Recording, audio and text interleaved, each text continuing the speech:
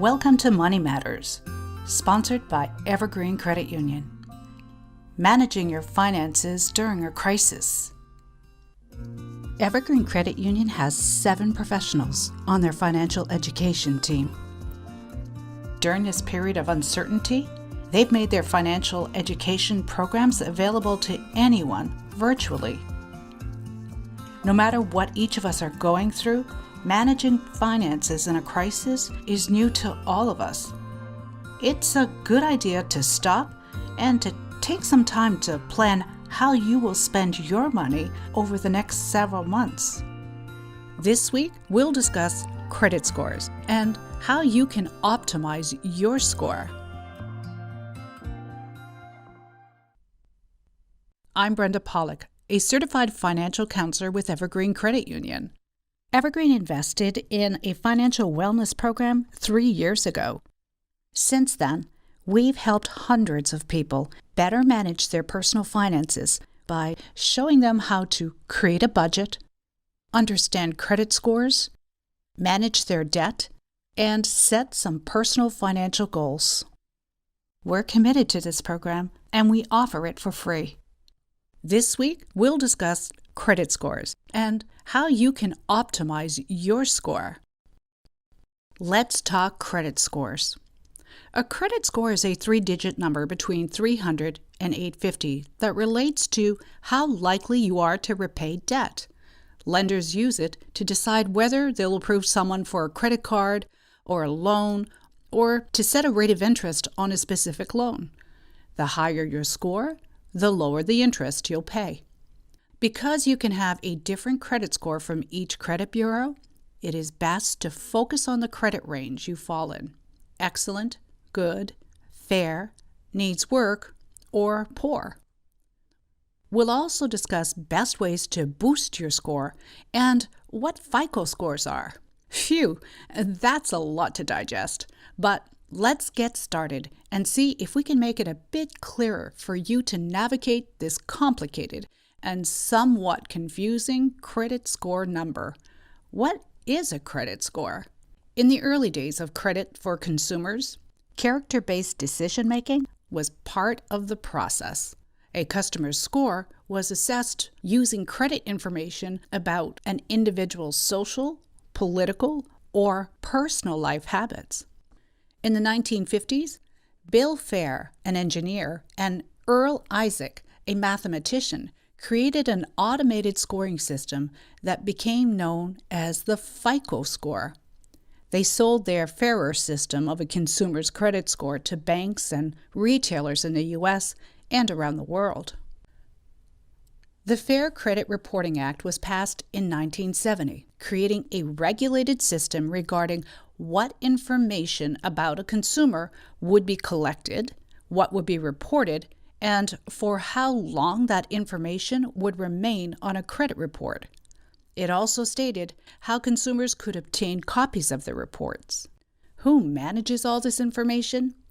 The big 3, Equifax, Experian, and TransUnion. They collect and maintain data about your financial life that is contained in your credit report. They also use this data to assign you a credit score. Your score can affect everything from your odds of approval for credit cards to the interest rates you're going to pay for loans. Credit scores play a huge role in your life and can impact many areas of your life, from jobs to family to relationships and more. Your credit score can impact your life in ways you haven't considered. Here's how those credit bureaus track many of your financial transactions and rate you. Payment history accounts for 35% of your score. Even one late payment could lower your score significantly, and it could remain on your credit report for up to 7 years. 30% of your score is related to credit card and loan balances. You really need to pay attention to your overall credit limits for every loan or credit card. Add up all of the balances. If your amount owed is greater than 30% of your overall credit limit, your credit score will drop. Staying below that 30% threshold is the only way you will keep your score up. If you're aiming for an 800 credit score, paying off your debt each month or owing no more than 10% of your credit limit will help you get there. Utilization, too much, is certain to keep your score down. Length of credit history accounts for 15% of your score. So when paying off debt, such as a credit card, for example, don't close out your cards. Put them away. Take them out every so often and make a small purchase. Then pay it off with the money you've already allocated for this purchase. This practice will help show that you have long credit history, something that helps keep your interest rates down. Accounting for 10% of your score are types of credit and new credit. A variety of credit types is best. Exactly how much types of credit are factored into the credit score is unknown, but here are a few common truths that we do know. Having a mix of credit echoes you're financially responsible. You pose as less of a credit risk because you're demonstrating an ability to manage different types of credit and the payments associated with each. Be careful of the number of accounts you open within a 12-month period. Also, be mindful of how many potential lenders have checked your credit. If you're applying for a large loan such as a mortgage, avoid opening smaller accounts beforehand. Since FICO scores were introduced to lenders over 25 years ago, they have become the best known and the most widely used credit score. But quite a bit has changed since lenders first started using FICO scores in 1989. There are multiple FICO score versions available in addition to the most widely used version, FICO score number 8. It is also important to realize that the FICO methodology has been updated several times throughout the years in an effort to do the best job possible predicting consumer credit behavior. Lenders have historically been slow to upgrade to the latest FICO versions. FICO Score 9 has been in existence for several years now, and most recently, FICO introduced version 10. Version 9 made some pretty significant changes to the FICO score. Specifically, paid-off collections no longer have a negative impact. Medical collections are treated more favorably than other types, and rental history can be a factor in the score if it's reported. Version 10 will treat late payments and credit card debt more severely and will also consider historical information about credit card balances and payment amounts. So in addition to the 3 credit bureaus, there are rather different versions of the FICO score that could potentially be used when assessing your credit risk. Know your number. Using a credit app like Credit Karma, for example, is a safe way to keep track of your number. It may not reflect your true number. However, if there is a change, up or down, you'll be notified. And checking your number on an app such as Credit Karma does not negatively affect your credit score. If you really want to increase your score, pay attention to payment history and credit utilization. That accounts for 65% of your credit score.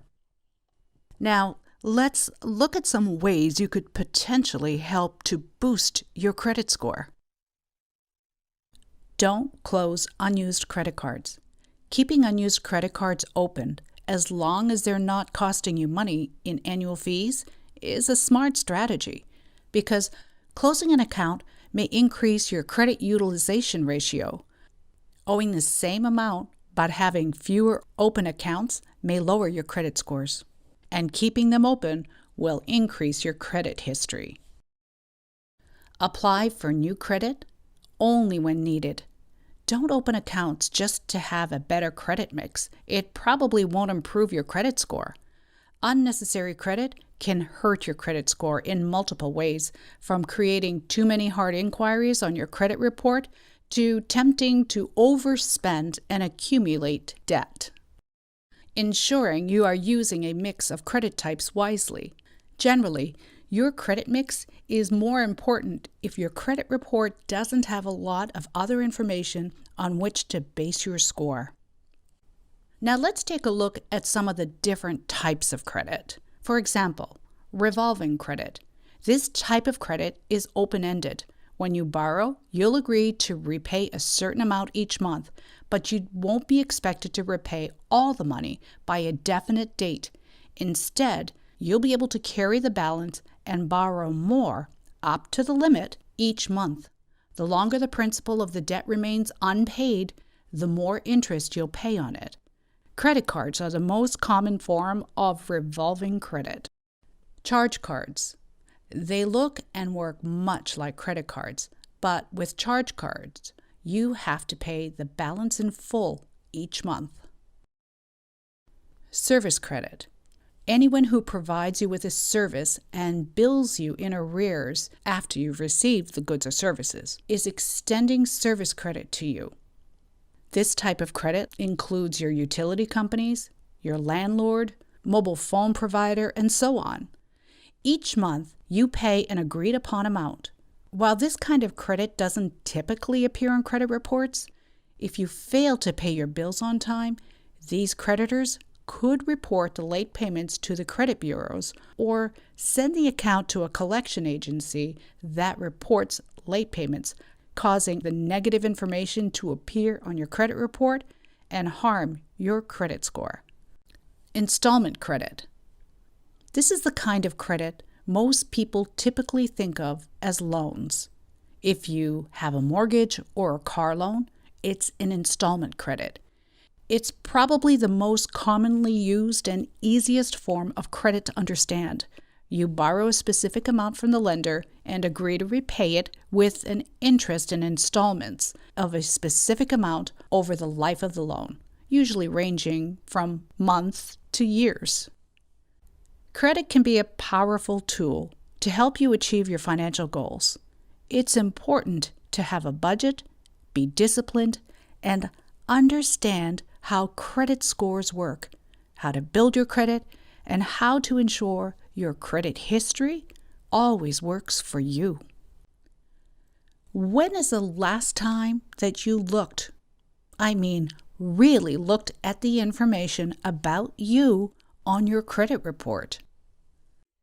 Annualcreditreport.com will provide you with a credit report from each of the 3 credit bureaus. So exactly what is it you're looking for on your credit report? First, make sure everything on the report is about you. Check for inaccurate or incomplete information. Accounts that don't belong to you. Addresses of places that you may have lived you don't recognize. Employees that you have worked for and or not worked for. Information that should no longer be on your credit report, such as negative information that occurred more than 7 years ago. Bankruptcy filings. Each major credit bureau keeps this information on your report for 10 years. By law, the bureaus, also known as credit reporting agencies, can provide information about you and about your credit worthiness to many types of businesses. This all may seem a little overwhelming, but here's a great way to attack your credit report. Year 1, pull all 3 reports. Make sure they're accurate. Dispute anything that doesn't look right. Keep all your records for each dispute in one file. Every year thereafter, pull 1 report every 4 months. This will help ensure you are on top of your credit report each year and detect possible identity theft more readily. Did you know who could potentially look at your credit score? Or what's the difference between a hard pull and a soft pull, also known as hard hit or hard inquiries, or soft pulls and soft inquiries? Financial institutions, banks, and credit unions, every time they look at your credit, it's a hard pull or a hard inquiry. Every time you go to a retail store and you're tempted to apply for their line of credit with their 35% off incentive if you apply now, that generates a hard hit or a hard inquiry. Be leery of how many of these opportunities you're going to take. Don't be tempted by too many of these offers. Too many hits will hurt your score. If you'd like to get a credit increase on your card, call your credit card company and ask them if they're able to extend your credit limit without a hard pull. Remember, keep an eye on your big financial picture and do what's best for you. Any major purchase, such as a mortgage or an auto loan, will generate another hard pull. You typically approve a hard hit to your credit report when you apply for any loan or credit card. A hard inquiry could lower your scores by a few points, or it may have a negative effect on your score. In most cases, a single hard inquiry is unlikely to play a huge role in whether you're approved for a new credit card or a loan. Hard pulls will remain on your credit report for 2 years. Soft pulls, or soft inquiries, are requested from employers, volunteer groups, government agencies, landlords, payment processors, debt buyers and collectors, insurance companies, telecommunications companies, and utility providers.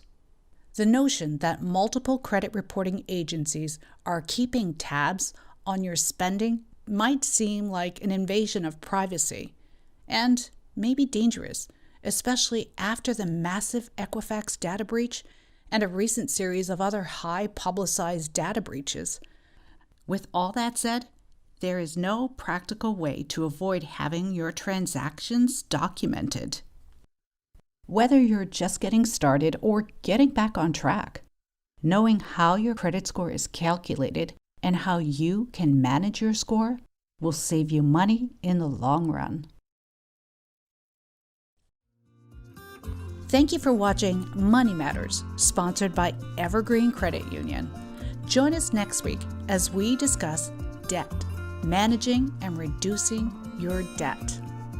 From everyone on Evergreen's financial education team, I'm Brenda Pollock. Thank you for watching